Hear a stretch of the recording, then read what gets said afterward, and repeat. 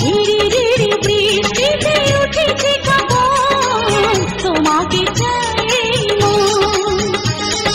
Hi hello everyone, কি অবস্থা সবার? আশা করি সবাই অনেক অনেক ভালো আছেন, আমরাও ভালো আছি।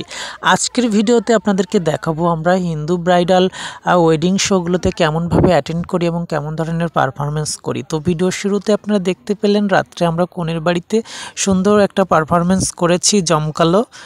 আর বলে রাখি, হিন্দু বিয়ের প্রোগ্রামে কিন্তু বরপক্ষ আমাদেরকে ইনভাইট করেন কনের বাড়িতে পারফরমেন্স করার জন্য। সেই সুবাদে আমরা রাত্রে কনের বাড়িতে পারফরমেন্স করে সেখানে রাত্রে স্টে করেছিলাম। দেন সকালে উঠে গরম গরম ধোয়া ওঠা ভাত, ডালের তরকারি এবং অন্য সবজির তরকারি দিয়ে সুন্দরভাবে খাওয়া দাওয়া করে নিলাম।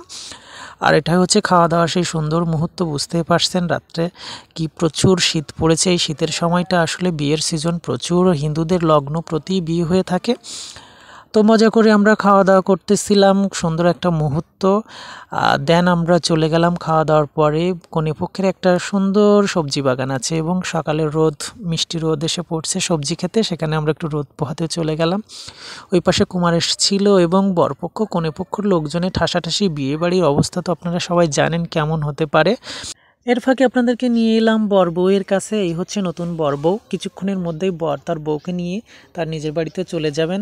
এখানে ক্যামেরাম্যান সুন্দর করে ভিডিও করতেছিলেন বিয়ের এই সুন্দর মুহূর্তটাকে ক্যামেরাবন্দি করার জন্য। আর আমি অল্প অল্প করে ফুটেজ নিচ্ছিলাম, যেহেতু আমরাও চলে যাব বরের সাথে সাথে। আর এদিকে কিন্তু রাত্রে যেখানে নাচ গান হয়েছিল সেখানে আবার পিচ্চি পোলাপান নাচ গান শুরু করে দিয়েছে। বাড়ির ওই পাশটাতে বরকনেকে বিদায় দেওয়া হচ্ছে, আর এখানে পিচ্চি পোলাপান সুন্দর করে ডান্স করতেছিল। এজন্য আমি একটু এদের ভিডিও ফুটেজগুলো নিচ্ছিলাম, অনেক মজা করতেছিলাম। আর অল্প অল্প করে আসলে হিন্দু বিয়েটা তো অনেক লেন্দি, অনেক দীর্ঘক্ষণ ধরে বিভিন্ন প্রক্রিয়ার মাধ্যমে সম্পন্ন হয়, সেটা আপনারা জানেন।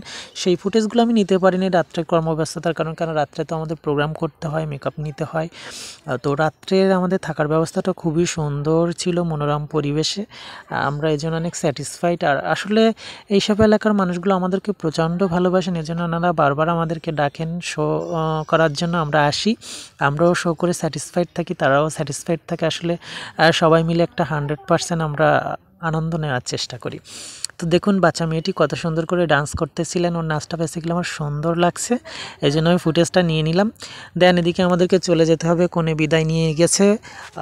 ওনারা যাবেন ট্রলারে, আমরা যাব বাইকে। কিন্তু বাইকের কি বেহাল দশা, সারা রাত ঠান্ডাতে বাইক ঠান্ডা হয়ে গেছে, স্টার্টই নিচ্ছিল না। একটা পিচ্চি এসে বলল আমি বাইকটা স্টার্ট করে দিব, দেন ও কিন্তু ফেল খেয়ে গেল, ও স্টার্ট করতে পারলো না।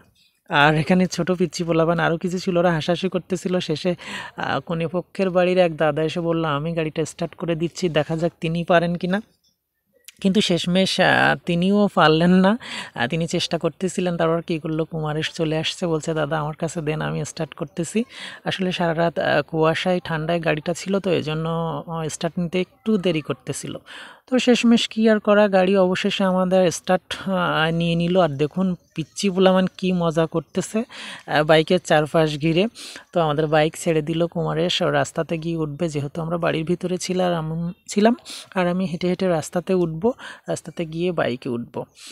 আর এদিকে কিন্তু কনে ততক্ষণেও বিদায় হয়নি। গেটে দেখুন ভিড় জমে গেছে কনেকে বিদায় দেওয়ার জন্য। এখানে যেহেতু মেয়েরা প্রথম শ্বশুরবাড়ি যাচ্ছে, একটু কান্নাকাটি হবে। এটা আমরা সবাই পরিচিত আবহমান বাংলার একটা চিরায়ত বৈশিষ্ট্য। মেয়েরা নতুন যখন শ্বশুরবাড়ি যায় কান্নাকাটি করে, তেমন একটা মুহূর্ত ছিল। আমি একটু ফুটেজ নেওয়ার চেষ্টা করতেছিলাম। আসলে আমার হাতে অনেক লং সময় ছিল, এই কারণে যে বর কনে এবং বরযাত্রীরা উভয় মিলে ওনারা যাবেন ট্রলারে নদীপথে, আর আমরা বাইকে চড়ে সোজা বরের বাড়িতে যাব। কারণ বরের বাড়িতে গিয়ে ওখানে গিয়ে আমাদের আরও একটা পারফরমেন্স করতে হবে, যেহেতু বরের বাড়িতে আমরা কোনো পারফরমেন্স এখনও করিনি। বরপক্ষের সঙ্গে আমাদের কন্ট্যাক্ট ছিল যে ওখানে গিয়ে পারফরমেন্স করতে হবে, এই জন্য আমরা বাইক ছেড়ে দিলাম। তো শেষমেশ আমরা বরের বাড়িতে চলে আসছি। বর কনে এখনও এসে পৌঁছায়নি বরের বাড়িতে। আমরা মেকআপ টেকআপ নিয়ে রেডি হয়ে গেছি। আমরা ফোন মারফত জানতে পেরেছি অল্প কিছুক্ষণের মধ্যে তারা বাড়িতে পৌঁছাবেন এবং তারপর আমাদের নাচ গান শুরু হয়ে যাবে। তো কেমন লাগলো আজকের এই ব্লগ ভিডিওটি অবশ্যই কমেন্ট করে জানাবেন। আর আমাকে এই সাজে এই গেটআপে কেমন লাগছে অবশ্যই কমেন্ট করে জানাতে ভুলবেন না। আমি কিন্তু খুব একটা বেশি মেকআপ করিনি, একেবারে ন্যাচারাল। শুধু একটু লিপস্টিক এবং একটু কাজল ট্রাই করেছি। আর মুখে কোনো রঙই মাখিনি। তো কেমন লাগলো ভিডিওটি অবশ্যই কমেন্ট করে জানাবেন, আমাদের সাথে থাকবেন। আর আমি কিন্তু বরের বাড়িতে বড়ই গাছ ছিল, বড়ই খাচ্ছিলাম। সবাইকে টাটা।